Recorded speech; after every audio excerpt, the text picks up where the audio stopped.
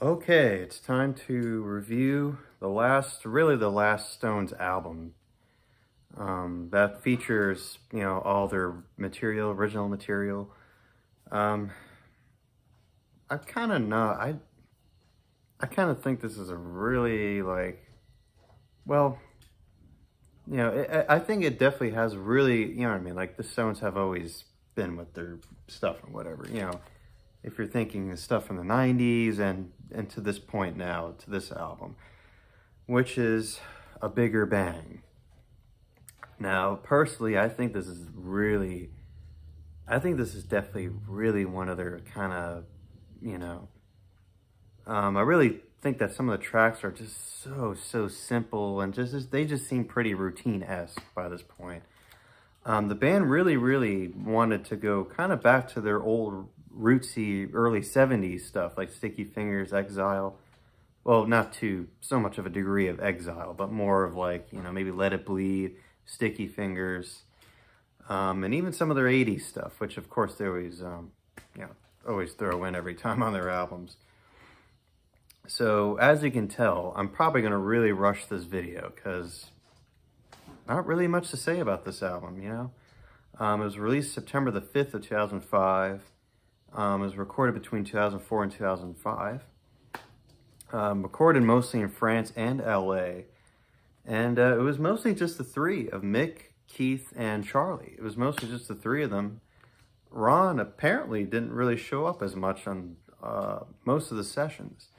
The sessions of this album began back in late '03, and the core of it all definitely was mostly in, March of '04, and mostly, of course, in the previous year. This album rose to number 3, and it was also a number 2 album in the UK. UK went gold, respectively, and, of course, platinum here in the United States. This was the last album with Don Was. By this point, he was kind of done with them afterwards. And we got a co-producer here, Matt Clifford, as well here, and of course the Glimmer Twins.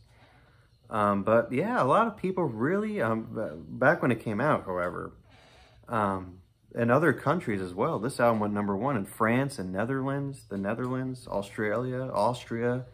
So yeah, many of other countries, this album went number 1. And this was also the last album on the Virgin record label. And plus also this was their last kind of long album, lasting almost 64 minutes.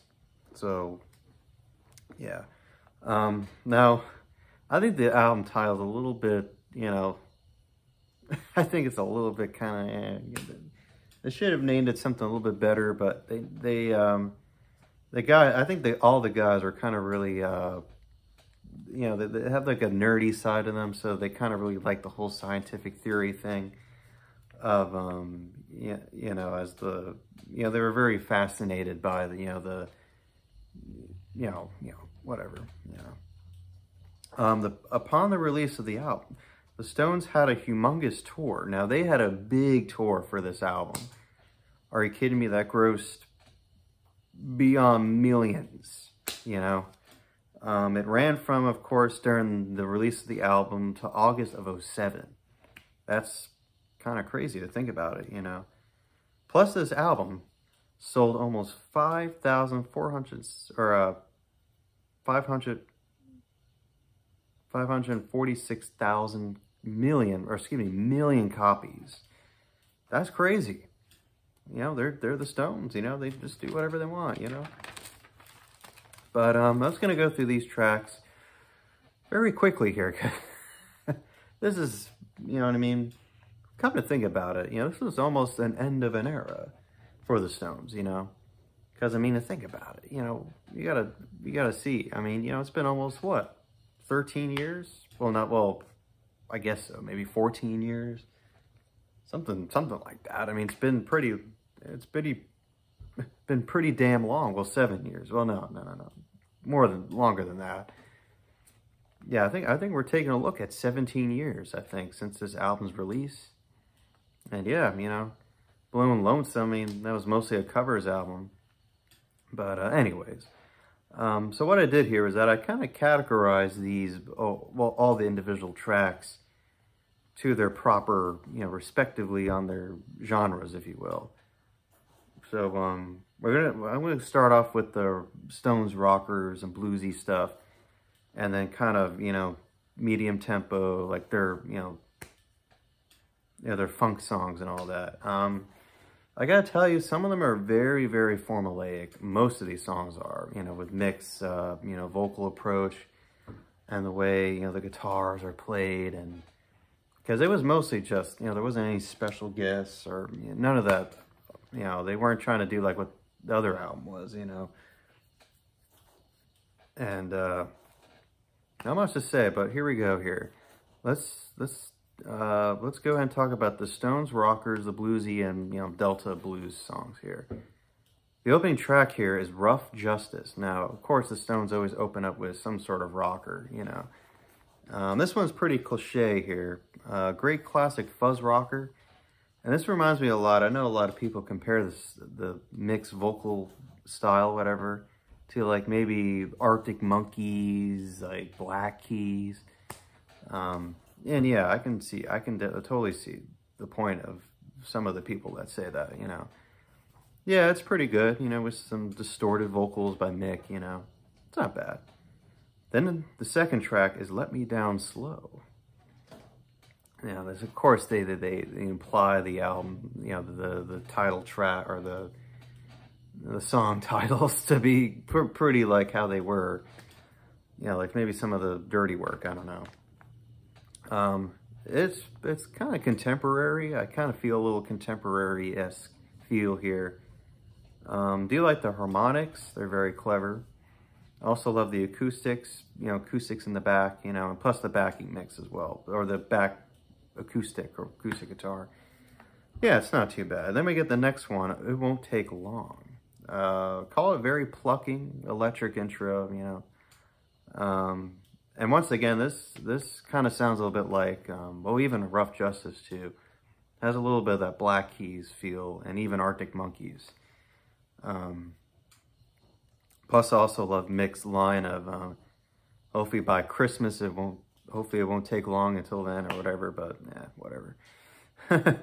Then we get a nice kind of bluesy track here. It kind of reminds me of a bit of a Jimmy Reed, well, not Jimmy Reed, but maybe like a Howlin' Wolf, kind of like Muddy Waters flavor track here called "Back of My Hand."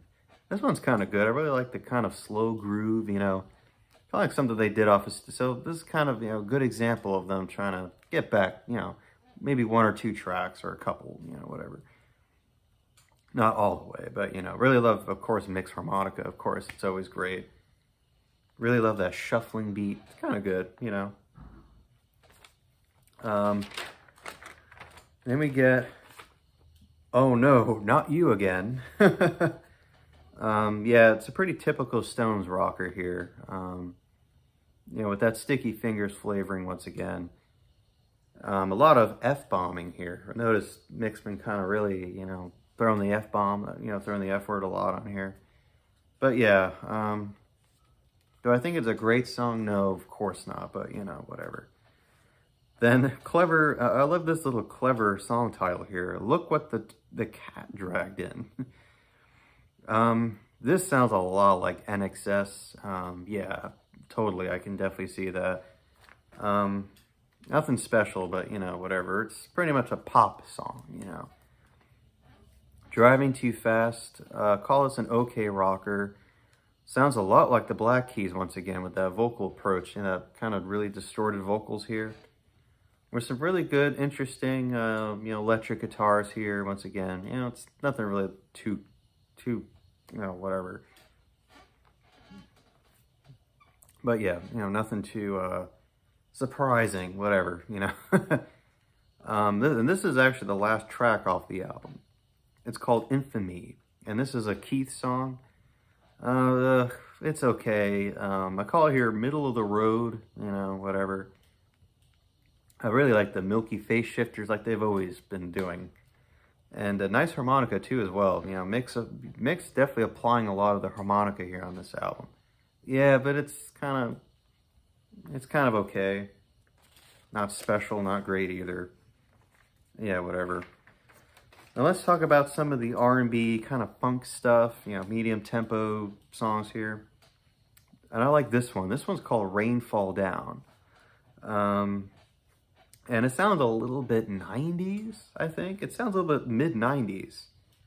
And it doesn't really sound a lot like what the music of the time was, you know, in 2005, you know.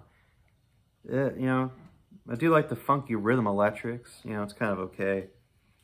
And I think it's kind of, I think the mix sounds a little bit muddy. Not Mick, but the mix of the track, you know, sounds a little bit, you know, something's up with it. Doesn't really sound quite clear. Yeah, whatever. She Saw Me Coming. Cool song. Love this medium tempo pop song here. And some of these tracks, believe it or not, there are 5 of the 16 tracks that Mick plays bass on. So this is kind of his first shot here on playing the bass here on some of these tracks. This one's pretty good. I believe Mick is actually playing the bass here. Love the chorus of the She Saw Me Coming. You know, kind of a cool song, you know. I kind of like that one. Sorry, I gotta flip the pages here. I kind of... here's kind of an okay song. It's called Biggest Mistake. Yeah, pretty routine-esque here, but love the acoustics and organ too as well by Chuck. This one's not too bad, you know. Dangerous Beauty is the next one for the medium tempo and whatever pop songs, blah, blah, blah. I believe Mick's here on bass. There are some nice jangly electrics here by Keith and Ron, and a nice cool swirling organ by Chuck Leavell here. It's not too bad, whatever. Sweet Neocon, pretty typical medium tempo bluesy song here. You know, once again, it's not really too, you know, exciting here. Nice acoustics, however, by Keith, maybe either Keith, Ron, or Mick. And of course the harmonica, always a key for that one. And I think I covered pretty much the medium tempo stuff on here, I believe. If I'm not, hopefully if I'm not wrong on that. And then we get 3 ballads here. And this one's actually a single, and it didn't do anything in the United States, but did pretty well over in the UK and, you know, everywhere else in Europe. This one's called Streets of Love. This came out in August of 2005, I think August 22nd, so it was about like a month before the album's release. It sounds a lot like the later Beatles period. I've kind of noticed like the harmonies and stuff, like the, you know, the gang chorus. Maybe like Abbey Road, I don't know. Maybe my head was kind of like thinking of that, but yeah. Maybe even Bee Gees too, but yeah, whatever.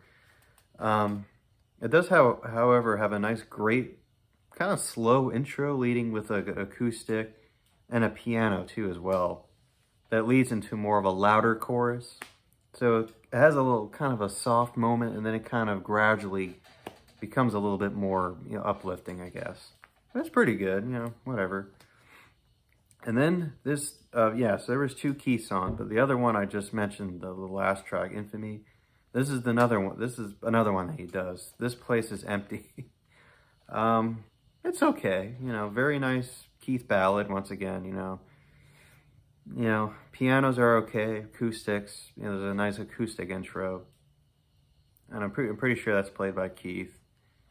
You know, once again, you know, it sounds what we've all known, but yeah.